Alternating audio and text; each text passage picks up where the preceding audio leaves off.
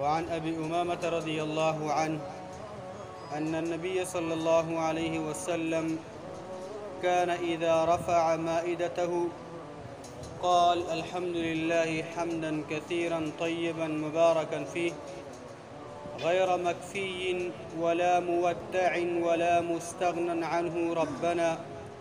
رواه البخاري. كتاب رياض الصالحين سلم باب شروع بابو پبارد دی کی چې د خوراک په اول کې بسم الله ویل او په آخر کې الحمدلله ویل. په دې باب کې اوم نمبر حدیث دی. ابو امامه رضی الله عنه روایت ته چې یقینا نبی صلی الله علیه وسلم عادت مبارک داو اذا رفع مائدته کله چې به د الله د پیغمبر نه دسترخوان هغه اوچت شو، یعنی خوراک به وکړو دسترخوان هغه به اوچت شو، قال د الله پیغمبر به دا دعا ویله الحمد لله حمدا كثيرا طيبا مباركا فيه غير مكفي ولا مودع ولا مستغنى عنه ربنا. د خوراک نه وروسته دعا ویل الحمد لله ټول د کمال صفتونه خاص الله لره دي. حمدا كثيرا صفتونه د کمال ډیر زیات، طیبا پاک ښایسته، مبارکا فيه چې برکتونه دي په هغې کې. د الله په صفتونو کې خیرونه دي، برکتونه دي، زیاتوالی دی. غیر مکفي نه دی کافي کېدونکی دا خوراک چې الله یې کافي لیکي، دا خوراک دا کافي نه دی الله ته، دا هر څه الله ته واله دي. ولا مودع او نه دی کېږي دا خوراک اخرنی زمونږه، بار بار دی الله مونږ له داسې ښایسته ښایسته خوراکونه راکړي. ولا مستغنى عنه او نشته دی بې پروایي د دغې الله نه، هر وخت مونږ الله ته محتاجي. ربنا دغه الله زمونږ رب دی.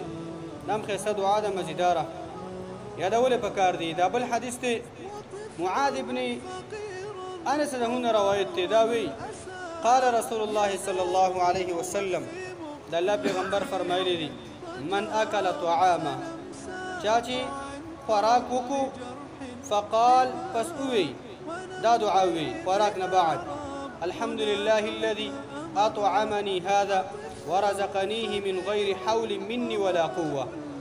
دا ان شاء الله دا غین اسانه معلومیږي. الحمد لله ټول د کمال صفتونه خاص الله لره دي. الذي دا الله غذات دی اطعمني هذا چې ما ته دا خوراک راکو، ورزقنيه او ما ته دا رزق راکو من غیر حول مني بغیر د ګرځېدلو زمانه. معنا دا مقصد دا چې دا خوراک حاصلول ما ته آسان کړو. ولا قوة او نشته طاقت بغیر د دې نه چې الله چاله طاقت ورنکي. یعنی که الله ماله د دې خوراک طاقت نه وی راکړی، زما داسې طاقت نه و چې دا خوراک ما کړی وي.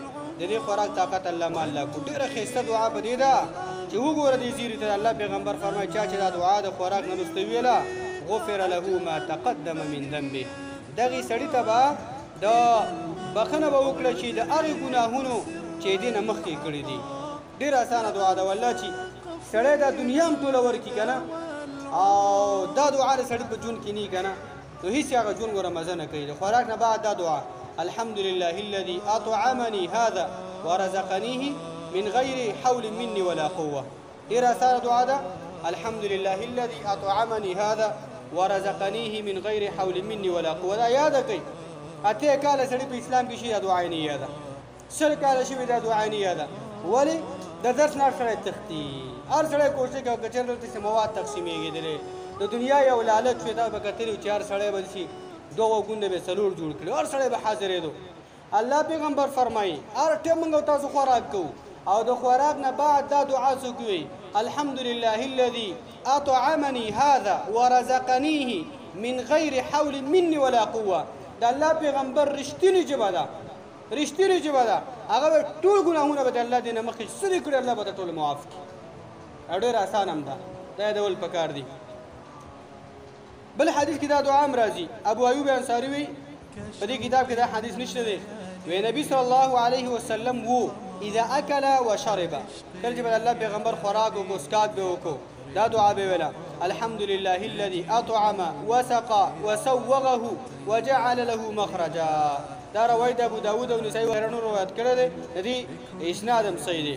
د دې معنی دا ده الحمد لله الذي ټول د کمال صفتونه الله لره دي چې هغه ذات اطعم خوراک یې راکړو، وسقا او الله تعالی دغه شان ته اوبه ورکوي، وسوغه او دغه د خوراک او د څښاک هغه جسم ته داخلېدو لاره دی الله اسانه کړې ده. جسم ته لاړ شي ده اول دغه ضرورت ځای ته ورسیږي. وجعل له مخرجا او ګرځول د الله تعالی د خوراک او څښاک دپاره د ویستلو لاره دا بېرته وباسل.